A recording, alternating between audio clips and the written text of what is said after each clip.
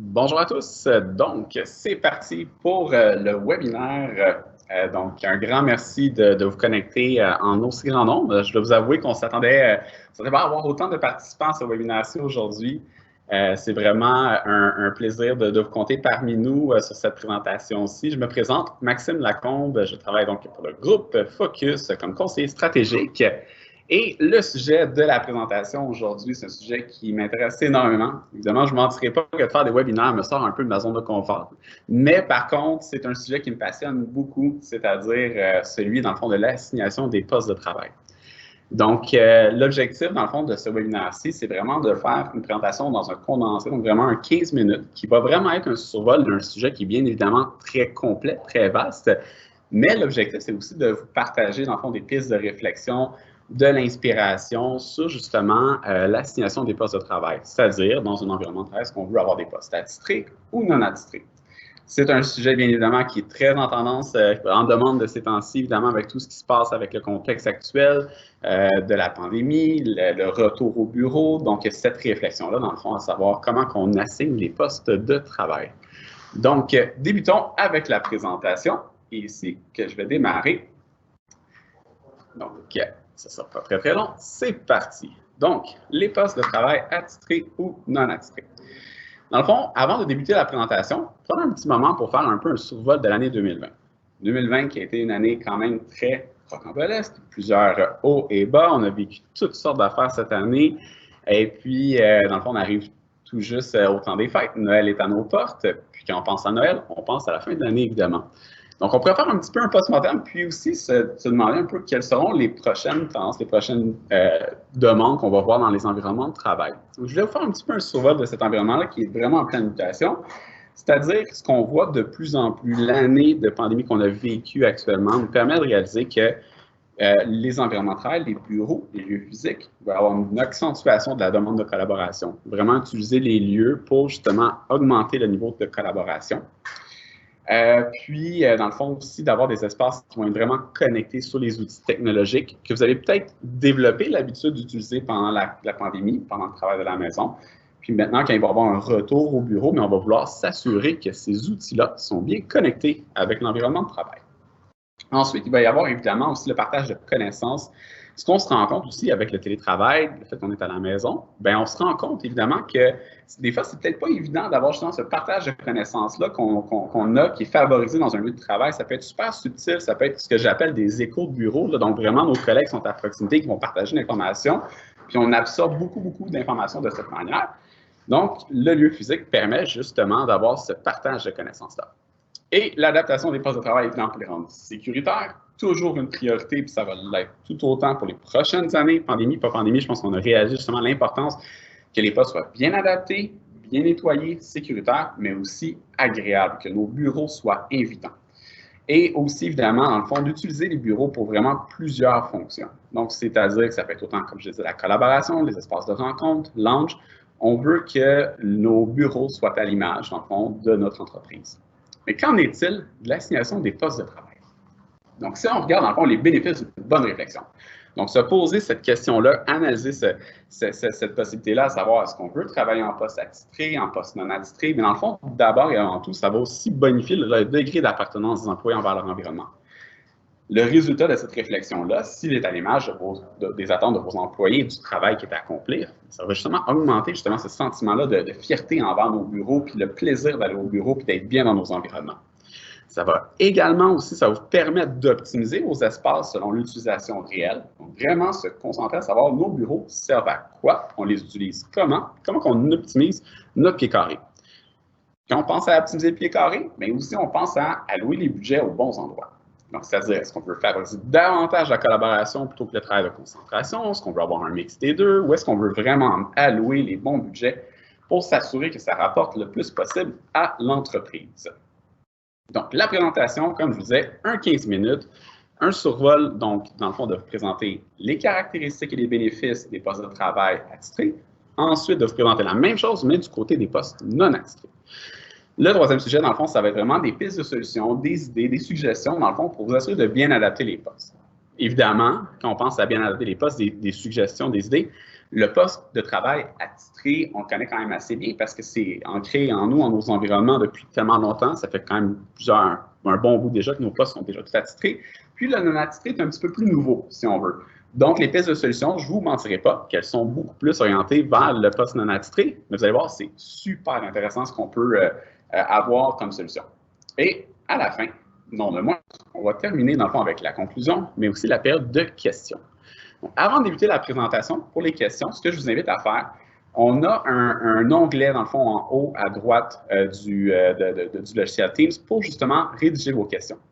N'hésitez pas à les rédiger pendant la présentation. Puis, à la fin, on va prendre le temps justement de passer à travers les questions. Et si jamais il y a des réponses que je n'ai pas, parce que ça pourrait farmer que je n'ai pas toutes les réponses à tout, bien évidemment, on vous reviendra également là, si jamais on n'a pas les réponses pendant la présentation. Donc, on débute. Le poste de travail attitré. Caractéristiques, les bénéfices. Donc, pourquoi, dans le fond, pourquoi dédier un poste de travail à un individu?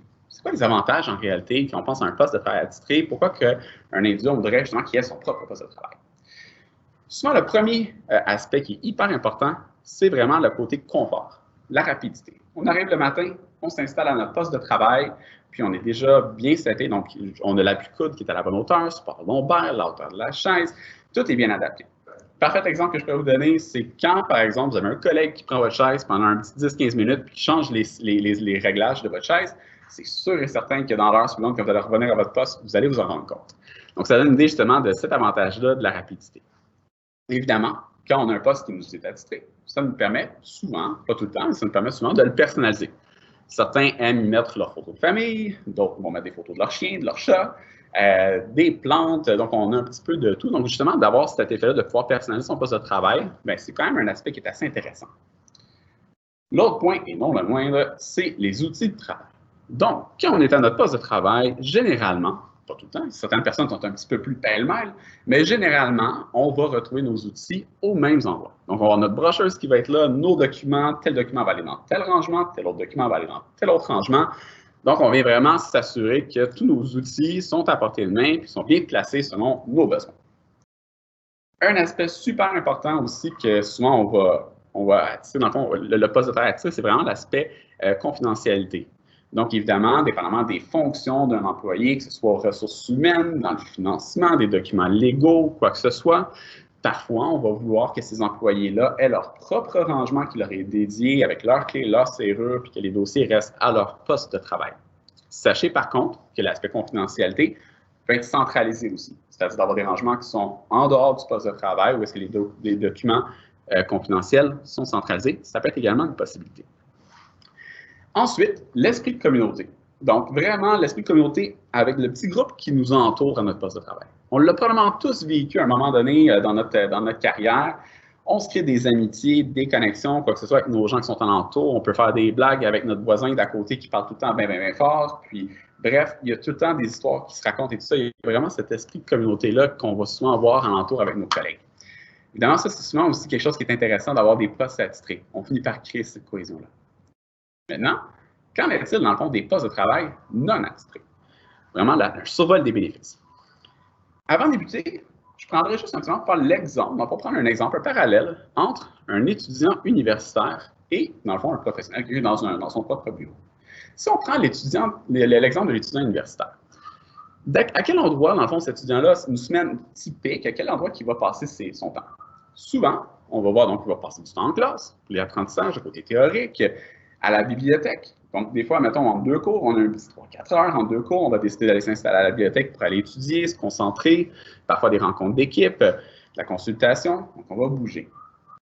Après ça, fin de journée arrive, on a quand même encore un peu de travail à faire, on a le goût de se sentir un peu plus décontracté, inspiré. Pourquoi pas aller s'installer dans un café pour aller travailler? On s'installe dans un café, on va être confortable, on va profiter justement d'un bon café pour justement se concentrer sur ce qu'on a à faire. Puis, disons le lendemain, grosse tempête de neige, il n'y a pas vraiment de cours en classe. Par contre, j'ai besoin de me concentrer, puis je n'ai pas nécessairement le goût de mettre mes bottes d'hiver. Bien, pourquoi pas, justement, m'installer à la maison, travailler, faire mes études à partir de la maison. Pourquoi je fais ce parallèle-là? Parce que dans le fond, le quotidien, dans le fond, d'un employé, d'un étudiant universitaire qui n'a pas vraiment d'espace qui lui est attitré, mais qui choisit vraiment selon la tâche qu'il a à accomplir, Mais ce n'est pas très, très loin de la réalité d'un employé qu'on va dire nomade, c'est-à-dire qu'il n'y a pas vraiment de poste attitré.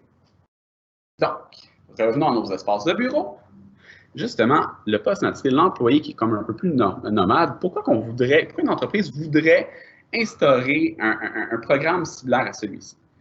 D'abord, il faut s'assurer que l'entreprise puisse se le permettre. Donc, vraiment, c'est avant de commencer la réflexion, quoi que ce soit, est-ce que c'est applicable à notre entreprise, donc telle qu'on est en ce moment, ou est-ce qu'il y a des modifications à apporter? Donc, on va regarder, par exemple, les outils de travail. La téléphonie, c'est un détail qui peut sembler super anodin, mais si, par exemple, vous avez une ligne physique, c'est de voir comment est-ce qu'on peut attitrer une ligne téléphonique si les gens bougent dans l'espace de travail. Même chose pour les branchements, l'électricité. Est-ce qu'on peut facilement se connecter, se brancher? Est-ce qu'à chaque matin, il faut se contourner en dessous de la table ou il y a déjà des prises qui sont à découvert? Donc, vraiment, tous ces aspects-là, les ordinateurs, est-ce que c'est des ordinateurs portables ou quoi que ce soit, vraiment, nous, de notre côté, chez Groupe Focus, quand on accompagne nos clients dans la réflexion, on regarde vraiment l'ensemble des outils de travail et s'assurer que tout est bien adapté. Ensuite, vos collègues, mais il faut qu'ils soient ouverts aussi à cette idée-là. Quand ouvert, tout changement, évidemment, il y a des gens qui vont adhérer au changement, d'autres qui vont être un petit peu plus frileux au changement. Donc, c'est normal. Évidemment, que le changement ne soit pas tout le temps tout le monde adhère d'un seul coup. Par contre, n'hésitez pas, dans le fond, à demander à vos collègues, vraiment aller prendre le pouls de vos équipes si justement le monde embarque dans cette idée-là. Que c'est fonctionnel, évidemment, pour le travail accompli. Donc, il faut s'assurer justement que les postes sont bien adaptés, mais que ça répond aussi aux besoins des tâches qui sont accomplies, puis si les espaces sont bien adaptés. Puis ensuite, le deuxième point, mais dans le fond aussi, il faut s'assurer que l'entreprise le désire. Parce que dans le fond, les entreprises vont peut-être justement vouloir rester dans des postes attitrés, c'est totalement normal. Puis d'autres vont dire, ben moi, je préfère justement emboîter le pas. Donc, c'est quoi dans le fond les avantages qu'on va voir? C'est d'optimiser l'espace selon l'utilisation réelle de cet espace-là. Donc, je vous donne un exemple. Une entreprise qui a 100 employés, qui avait, disons, 100 postes de travail, si, suite à la pandémie, on se retrouve qu'on a, par exemple, 60 employés en permanence sur ton bureau, ça va peut-être faire en sorte qu'il y a 40 postes de travail qui sont vacants. Est-ce que ce pied carré-là, on ne pourrait pas l'optimiser puis l'utiliser pour autre chose? Donc, augmenter peut-être les espaces de réunion, les espaces de rencontre, augmenter des espaces lounge, détente. Donc, vraiment adapter l'espace puis bonifier vraiment là où ça compte. Ensuite, le point qui est super important, c'est justement la volonté d'être un peu plus mobile. Parce qu'il y en a beaucoup d'avantages de ce côté-là. On peut penser justement à choisir son poste, son espace, dans le fond, selon la tâche qu'il y a à accomplir. Si j'ai besoin de faire, par exemple, une présentation PowerPoint qui doit être super créative, peut-être qu'en tant qu'employé, je vais vouloir m'installer dans l'espace lounge, près d'une fenêtre, dans des espaces qui vont m'inspirer, qui vont être un peu plus détendus, plus chaleureux. Puis peut-être un peu plus tard dans ma journée, où est-ce que je vais devoir vraiment plus me concentrer sur une rédaction d'un rapport, par exemple. Là, je vais vraiment aller m'installer un poste de travail qui va être bien positionné, qui va me permettre de me concentrer. On peut vouloir choisir, comme je disais, l'ambiance. Puis aussi, dans le fond, tout à l'heure, je faisais l'exemple des postes de travail qui sont attitrés, où est-ce qu'on crée un esprit de communauté avec nos collègues qui sont à proximité. Quand on est en poste non attitré, bien évidemment, on diversifie ces connexions-là. Parce que nos collègues avec qui on va être assis aujourd'hui ne seront pas nécessairement les collègues avec qui on va être assis demain. Donc, on va vraiment augmenter davantage les connexions, puis ça permet justement des fois de créer une plus grande chimie à la grande échelle, à une grande échelle d'entreprise. Vraiment, ça, c'est un des avantages. Et maintenant, le sujet justement des pistes de solutions, parce que je vois que le temps qui avance, puis comme je le disais, c'est à peu près un 15 minutes la présentation. On voulait vraiment faire ça en mode express sur votre heure de dîner. On ne va pas prendre tout votre lunch. Donc, quand on pense à des pistes de solutions, tout d'abord, je trouve que le noyau de cette réflexion-là, selon moi, réside beaucoup au niveau du rangement. Donc, quand on pense de plus en plus à avoir des postes non attitrés, la réflexion doit être vraiment rapidement orientée vers les besoins de rangement des individus puis de votre entreprise. C'est quoi les besoins réels que vos employés ont? Est-ce qu'on va avoir des vestiaires centralisés, des casiers centralisés, ou parfois des casiers qui vont être un petit peu partout sur l'espace de travail, qui peuvent aussi donner des stations là, de travail, selon vraiment de pouvoir des rangements multifonctionnels. Vraiment, de prendre le temps d'analyser justement les besoins de rangement, c'est ce qui va faire en sorte aussi que les gens vont se sentir bien et qu'ils vont pouvoir avoir accès à leur documentation, quoi que ce soit, le plus rapidement possible. On pense par exemple à, mettons, les rangements au niveau des postes de travail. On a vu un petit peu la slide avant, justement, les rangements centralisés, mais au niveau des postes de travail, ce qu'on remarque de plus en plus, c'est que quand on va vers des postes non attitrés, souvent, on va vouloir aller vers des rangements qui vont être un petit peu plus ouverts. Pourquoi? Donc, pas nécessairement de tiroir, de porte ou quoi que ce soit. L'objectif derrière ça, c'est que les gens n'aient pas tendance à s'approprier un rangement. Donc, autrement dit, dire, ah, demain, je vais revenir au bureau, pas grave, je vais laisser mon stock dans le caisson ou dans la crédence, je vais laisser mes affaires là, puis demain, je vais retrouver mon poste comme j'étais là. Donc, on va justement comme encourager justement les gens à bouger un peu plus de leur espace, puis les rangements ouverts permettent justement de créer ce mouvement-là. L'autre aspect qui est super intéressant, ce sont ce que j'appelle les rangements mobiles. Par exemple, si on voit l'image à droite, où est-ce qu'on a un petit tiroir, ce tiroir-là n'est pas fixé à la surface, l'employé pourrait très bien prendre ce tiroir-là et aller le placer dans son casier. Il pourrait y avoir ses crayons, la brocheuse, quoi que ce soit. Bref, toutes ces affaires qu'il utilise quotidiennement se retrouvent dans ce petit tiroir-là, puis il est amovible, puis il peut aller se serrer. Super intéressant. Ensuite, il y a l'aspect technologique. Il faut vraiment s'assurer que tout est bien adapté pour faire en sorte que quand l'employé arrive à son poste de travail, que ce soit simple, rapide, qu'il n'ait pas à se casser la tête pour s'installer confortablement, que tout se connecte rapidement. Donc, on pense aux prises, par exemple, qui peuvent être en surface ou facilement accessibles pour pas que l'employé ait à se pencher en dessous de la table pour aller brancher son ordinateur portable. Parlant d'ordinateur portable, il y a évidemment ce qu'on appelle les docking stations. Donc, le docking station va pouvoir permettre justement d'avoir peut-être des fois 2 écrans qui vont être installés en permanence, puis l'employé tout simplement à se brancher dès qu'il arrive à son poste. Ensuite, les supports moniteurs. Ça, pour moi, en termes de poste non attitré ou même attitré, peu importe dans le fond la vocation de l'espace, les supports moniteurs sont des super bons outils, selon moi, pour optimiser l'espace, faciliter le nettoyage, puis aussi pouvoir le déplacer l'écran vraiment plus facilement selon nos besoins. Donc, évidemment, chaque personne a des tailles différentes. On veut s'assurer que tout est bien ergonomique, même si un poste n'est pas attitré. Le dernier point, et non le moindre, c'est vraiment comment se retrouver facilement entre collègues. Je vous explique pourquoi, surtout pour des espaces qui sont non attitrés. Si on est dans une grande entreprise, qu'on occupe beaucoup de pieds carrés, parfois ça peut être un petit peu porté à confusion, dans le fond, à chaque matin de se demander où est-ce que mon collègue est situé dans le bureau. Peu importe la décision que vous allez prendre au niveau de l'assignation des postes, assurez-vous que les gens puissent facilement se retrouver aussi. Que ce soit à travers un chat ou quoi que ce soit, il y a différentes technologies qui existent pour savoir où sont situés nos collègues, ou même ce qu'on voit de plus en plus, c'est des solutions hybrides. C'est-à-dire qu'on va avoir des postes qui vont être non attitrés, mais dans des petits quartiers qu'on va appeler. Dans le fond, ça va être vraiment des petits espaces. Donc, ça peut être par département. Donc, le département, par exemple, marketing pourrait tous être regroupés ensemble sans avoir de poste attitré, ou par projet aussi. Donc, on peut créer, par exemple, des quartiers de projet. Ça va faciliter beaucoup de pouvoir se retrouver, même si on est en poste non attitré. Donc, c'est vraiment quelques pistes de solutions, quelques exemples. C'est dans le but aussi de vous amener à avoir cette réflexion-là. Mais tu sais, vraiment, en conclusion, il y a vraiment 3 points, puis j'en rajouterai même un 4e que je vais dire à la fin, mais vraiment de prendre le temps de bien analyser le travail qui est accompli, puis de se poser des questions, dans le fond, c'est quoi les outils qui sont nécessaires pour accomplir ce travail-là. Donc, vraiment avoir une bonne réflexion, une bonne analyse. N'hésitez pas à ouvrir les rangements, demandez à vos collègues, c'est quoi que vous utilisez comme rangement, c'est quoi, est-ce que vous avez des papiers, crayons, quoi que ce soit, ça va vous aider énormément à savoir c'est quoi la meilleure solution pour vous. N'hésitez pas aussi à impliquer parfois des petits groupes d'employés dans cette réflexion-là, d'avoir une communication justement qui va être plus ouverte, transparente, ça va faciliter votre analyse, ça va vous permettre aussi d'avoir justement le pouls, puis des fois de ressortir des visions, des idées que vous n'aviez peut-être pas nécessairement pensé ou imaginé. Mais le dernier point qui est, selon moi, super important, c'est n'hésitez pas à impliquer des professionnels. Il y a plusieurs professionnels sur le marché, des architectes, des designers, des gens qui sont très spécifiques à justement l'environnement de travail, qui quotidiennement vivent ces défis-là justement de réflexion, de dire c'est quoi la meilleure solution. N'hésitez pas vraiment à vous entourer de ces professionnels-là. Et puis aussi, dans le fond, comme je disais, c'est une présentation qui est un survol, mais si vous souhaitez justement avoir parfois des séances de brainstorming, qu'on regarde différentes solutions pour rentrer vraiment plus en détail selon vos besoins d'entreprise, l'équipe de groupe Focus aussi est vraiment là pour vous appuyer. On travaille en équipe, on est là pour vous accompagner. On a plein de ressources à l'interne justement pour vous aider dans cette réflexion-là. Donc, c'était vraiment le mot de conclusion. Et maintenant, on va passer à la période des questions. N'hésitez pas à poser vos questions sur le chat. Je vais juste aller voir ici. Je crois qu'il y a quelques questions qui... Non, toujours pas de questions.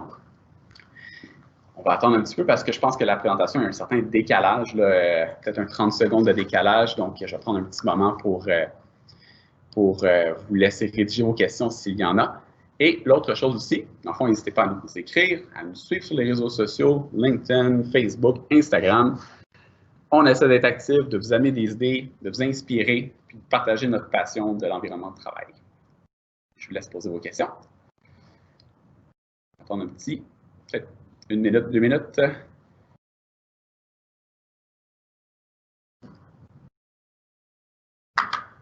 Ici. Ah, OK, je vois les questions, je n'étais pas dans le bon onglet, excusez-moi. Donc, est-ce que les aménagements non attitrés sont recommandés par département? Ça, c'est une des premières questions qui a été demandée. Je vous confirme que c'est une solution qui peut être effectivement très intéressante, comme on l'a mentionné dans la présentation. Donc, oui, ça peut être une très bonne solution. Mais c'est vraiment de voir aussi selon votre entreprise les besoins. Mais comme je le mentionnais, d'avoir des non attitrés, mais par département, va aussi permettre de pouvoir se retrouver beaucoup plus facilement sur un plancher de travail. Donc, des fois, ça va faciliter de ce côté-là. Selon vous, une mixité de types de postes attitrés et non attitrés, est-ce viable à long terme pour une entreprise? C'est une question qu'on a beaucoup en ce moment.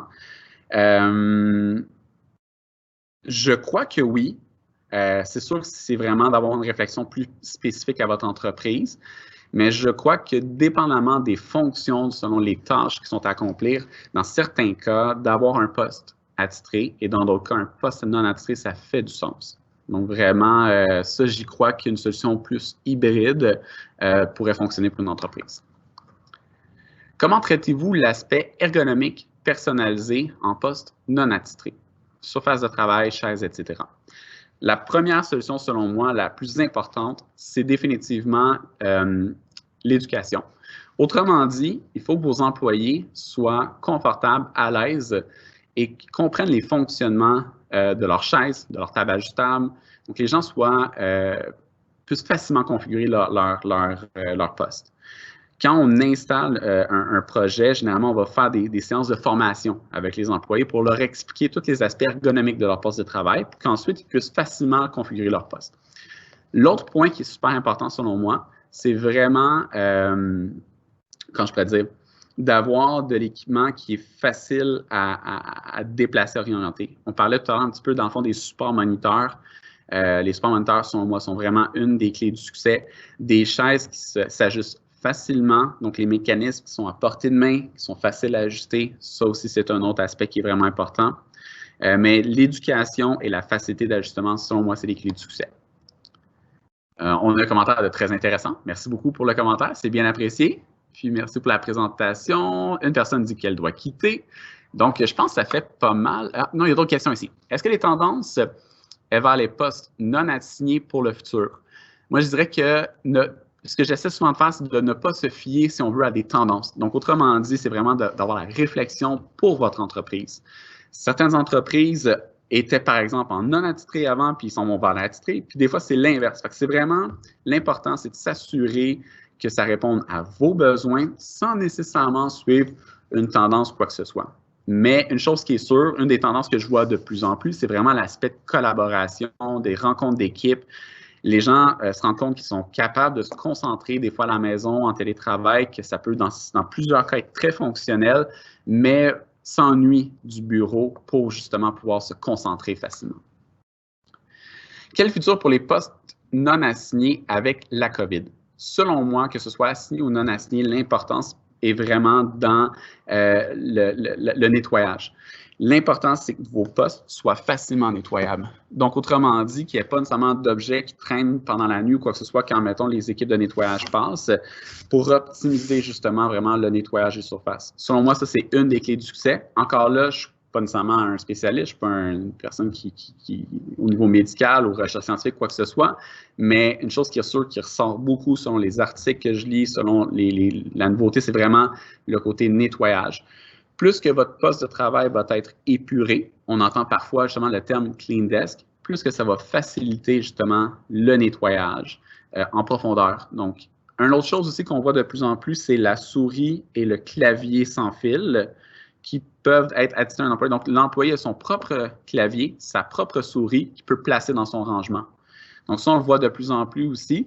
Puis, par exemple, les supports moniteurs peuvent parfois venir aussi avec des poignées pour pouvoir facilement bouger les écrans d'ordinateur sans avoir à toucher à l'écran nécessairement, mais vraiment juste utiliser la poignée. Plein de petites solutions comme ça, mais vraiment, ça, on peut vous aider de ce côté-là. Merci pour la présentation. Je serais preneur d'un catalogue. Okay, parfait, on va prendre ça ici en note. Merci pour la présentation. Combien de projets de transfert de postes assignés à non assignés avez-vous fait et combien de postes comportaient?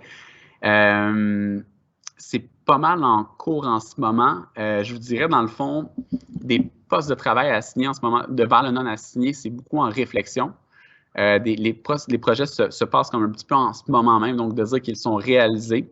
Je pourrais peut-être vous revenir de ce côté-là avec les équipes. Puis le nombre de postes, ça varie beaucoup. Ça peut être autant des gros projets que des petits projets. Ce qu'on voit, c'est pas vraiment juste un segment, dans le fond, que c'est vraiment spécifique à des petites ou des moyennes ou des grosses entreprises. C'est quand même assez diversifié de ce côté-là.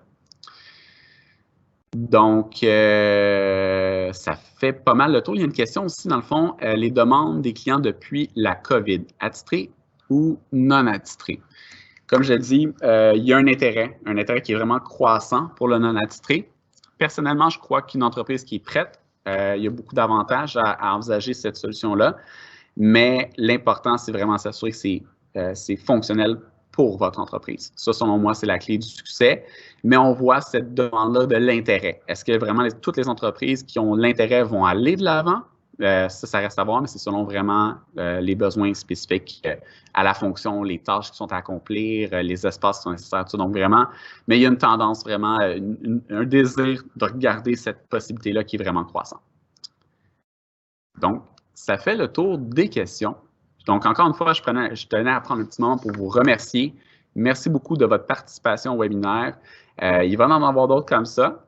Puis, n'hésitez pas à nous suivre, à nous contacter s'il y a quoi que ce soit. Puis, on se reparle bientôt. Merci.